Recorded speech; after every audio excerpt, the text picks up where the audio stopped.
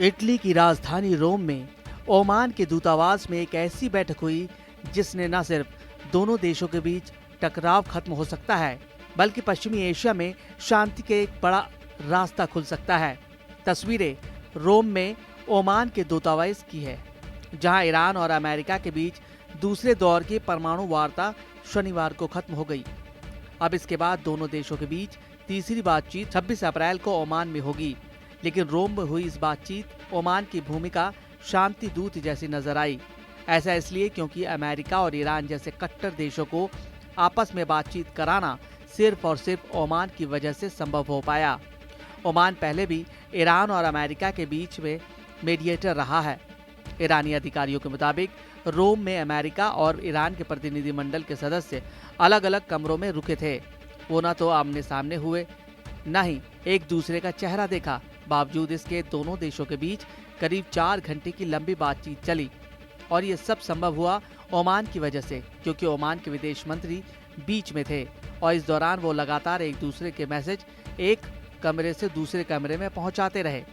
Oman के विदेश मंत्री के इन प्रयासों का नतीजा ये रहा कि अमेरिका और ईरान के बीच बातचीत अगले दौर में पहुंच गई। अमेरिका और ईरान के बीच अगर न्यूक्लियर डील हो जाती है तो ये ओमान की बहुत बड़ी कूटनीतिक जीत होगी और वो दुनिया के सामने कतर सऊदी के बाद तीसरा अरब देश बनकर उभर सकता है, जो शांति के लिए दो दुश्मन देशों को मंच दे रहा है। एक तरफ कतर गाजा युद्ध में मध्यस्थ बना हुआ है, तो वहीं सऊदी अरब यूक्रेन रूस युद्ध को खत्म करने की कोशिश में है। अब अमेरिका और ईरान के बीच शांति लाने के लिए ओमान अहम भूमिका में है।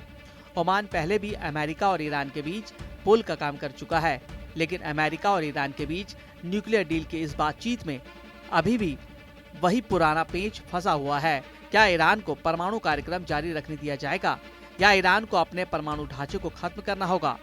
ईरान का कहना है कि उसका परमाणु कार्यक्रम पूरी तरह से शांतिपूर्ण है।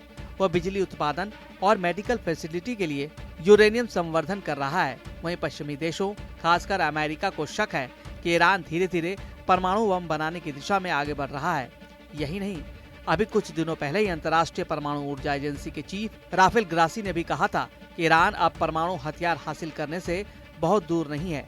इससे पहले डोनाल्ड ट्रंप के दोबारा राष्ट्रपति बनते ही ईरान पर दबाव की नीति लागू हो जाएगी। ट्रंप ने मार्च में ईरान के सर्वोच्च नेता खामेनेई को चिट्ठी लिखकर बातचीत की पेशकश की थी। ये भी कहा था कि अमेरिका युद्ध की जल्दी में नहीं है, लेकिन अगर बातचीत नहीं बनी तो सैन्य विकल्प हमेशा खुला रहेगा और इसलिए डोनाल्ड ट्रंप ईरान के साथ परमाणु वार्ता करने में जुटे हैं। अब ये भी जानना जरूरी है कि इस बातचीत के पीछे अमेरिका का मुख्य मकसद क्या है। दरअसल अमेरिका ईरान के परमाणु कार्यक्रम को नियंत्रित करना चाहता है। वो ये सुनिश्चित करना चाहता है कि ईरान परमाणु हथियार विकसित न कर सके। अमेरिका ये चाहता है कि परमाणु हथियार का प्रसार रुके और मध्य पूर्व में स्थिरता बनी रहे। हालांकि अमेरिका की इस चाहत के विपरीत ईरान का दावा है कि उसका परमाणु कार्यक्रम शांतिपूर्ण है। लेकिन अंतर्राष्ट्रीय परमाणु ऊर्जा एजेंसी पहले ये दावा कर चुका है कि ईरान परमाणु बम बनाने के बेहद करीब है। इससे वैश्विक खतरा हो सकता है, इसलिए अमेरिका ईरान को नियंत्रित करना चाहता है। अगर ईरान परमाणु हथियार विकसित कर लेता है तो पश्चिमी एशिया में वो परमाणु हथियारों की दौड़ को बढ़ावा दे सकता है। ईरान के इस कदम से सऊदी अरब जैसे अन्य देश भी परमाणु हथियार बनाने की कोशिश कर सकते हैं, जो क्षेत्रीय और वैश्विक स्थिरता के लिए खतरा है। ईरान की बढ़ती परमाणु चाहत को कम करने के लिए साल 2018 में अमेरिका उसके ऊपर कड़े प्रतिबंध भी लगा चुका है। उस प्रतिबंध से ईरान की अर्थव्यवस्था पर गहरा असर पड़ा था और इन प्रतिबंधों में राहत देने के एवज में अमेरिका ईरान के परमाणु कार्यक्रम को सीमित करना चाहता है। उधर ईरान की भी मांग है कि अमेरिका उस पर लगे प्रतिबंधों को हटा ले।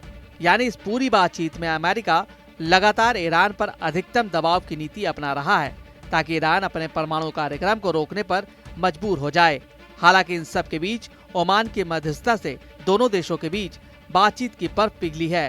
पॉजिटिव माहौल बना है और दावा यह है कि रोम में हुई दोनों देशों के बीच बातचीत तनाव कम कर सकती है।